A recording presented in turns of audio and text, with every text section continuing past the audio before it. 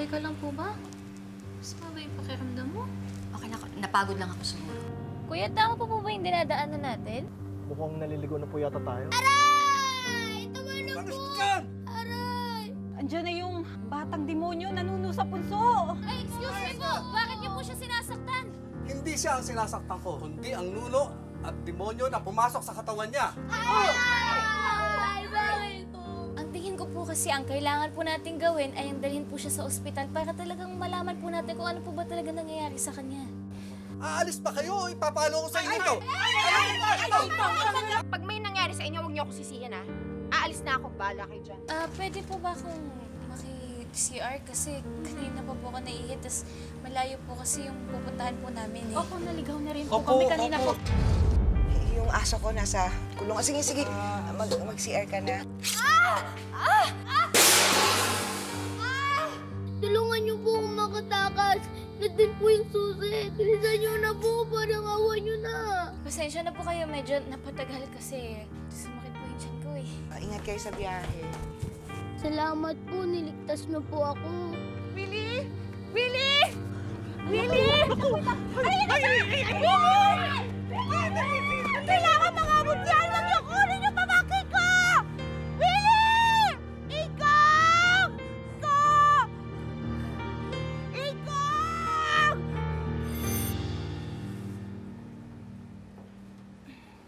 Hi, Lynette. Claire, Kanina pa kita hinahanap. bakit? May kailangan ka ba sa akin? May pasta ako. Tara, kain na tayo. Claire, okay lang ako. Hindi pa naman ako gutom eh. Maraming salamat.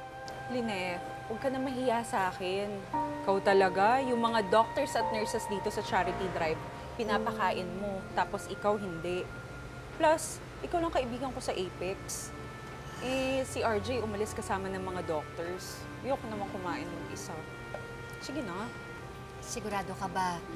Kasi baka mamaya pag dumating si Doc RJ, maging awkward na naman.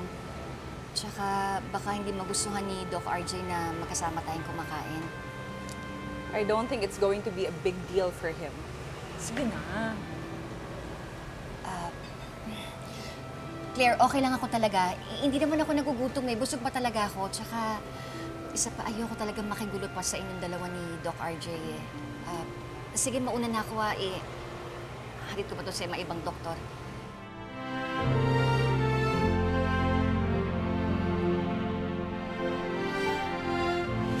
Hindi ko aagawin sa'yo si RJ. Maniwala ka sa akin. Si Annalyn na lang talaga ang nagkoconnect sa amin dalawa ni RJ. Chang, tubig niya. Uy! Diyosa. Tingnan mo to. Ito yung nakamatch ni Lynette dun sa dating app. Ang pogi, oh. Sa tingin ko, yan ang makakatulong kay Lynette na makalimutan niya si Doc RJ.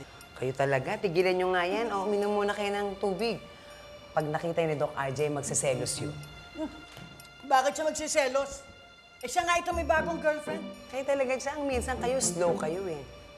Siyempre, magsiselos yun. Ako nga, nahihilo na ako doon sa dalawang yun eh. Hindi na malaman. Sabi ni Lynette, wala na daw. Pero yung mga reaction din naman ni Lynette, iba din eh, no? Ay, naku. Sino kaya sa atin ngayon ang slow? Hindi mo ba alam yung larong tagu-taguan ng feelings? Ang mahulit, taya? May ganun, Chang? Sa edad nila? May ganun pa? Ang tatanda na? Walang edad-edad pagdating sa pag-ibig. Ako nga, gagawa din ako ng sarili kong profile. Oh, para makakuha din ako ng kamatch ko. Malay mo, di ba? Naiwan ko sa inyo, Chang.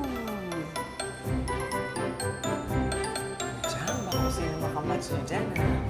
Tigilan mo nga ako. Chang, Josa, nakita niyo ba si Annalyn? May sumundo na eh, pero parang naligaw lang yata sila. Naligaw? Pero may sumundo na. Oo, kalma. Kalma ka lang, Lynette. Nag-stop over lang saglit. Kalma. Lynette, tingnan mo to, oh. Tingnan mo. Yan yung nakamatch mo sa dating app. Basta ako, wala akong kinalaman dyan. Si Chang Susan lahat yan. Labas ako dyan, Lynette. Ang pogi, di ba? Binata, nagbabike, may negosyo, mukhang modelo. At higit sa lahat, gusto makipag-video call sa'yo. Ano? G na ba tayo, G?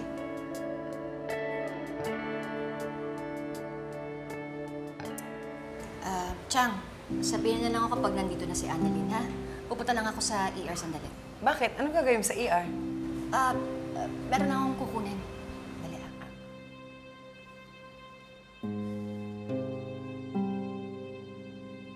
Paano to? Paano kung tumawag ito? Alam nga namang video call, ako ang haharap doon. Paano kung ako ang magustuhan? Paano yan? Chang! Ano? Paano? Iba ka! Tingilan mo yan, nakakilabot kayo. Sorry po, sir. Sir, mukha ba akong sir sa'yo, ha? Sorry po, ma'am. Nagkamali lang po. Pwede ba? Tumayo ka dyan ng magdama hanggat hindi mo nalalaman ang difference ng ma'am at sir.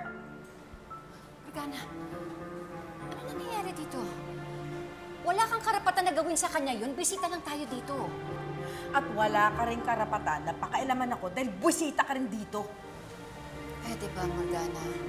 Huwag mo dalhin dito yung masama mong ugali. Dahil yung mga tao dito, hindi sanay sa asal hayop na katulad mo. Oo nga, Morgana. Alam mo, may nakita akong binibentang manner sa kantin. Gusto mo, libre kita? Alam mo, isa ka pa. Sige na, umalis ka na dyan. Sorry po talaga, ma'am. Sige na, alis na. Lynette, nakausap ko na si RJ. Pabalik na sila galing bayan, nakabili na sila ng supplies. Aabangan ko na nga para matulungan. Sasama ako, baka kailangan ng tulong ni RJ. Bakit naman kakailanganin ni Doc RJ ang tulong mo? Girlfriend? Ito mga to, tumutulong na nga sa mga panuugali. Sige na nga, dyan na nga kayo.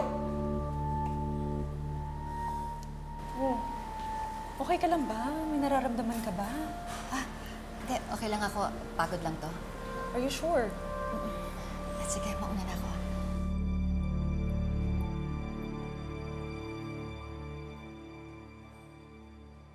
Isa ka pang nakakairita.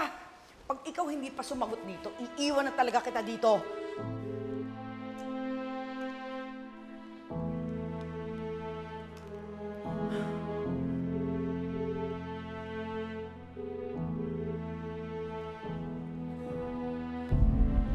Ikaw na naman? Sinusundan mo ba talaga ako?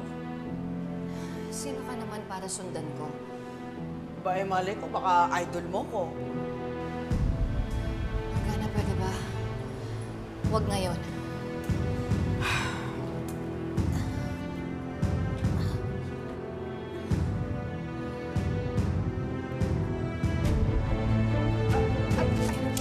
Lynette! Oh my God!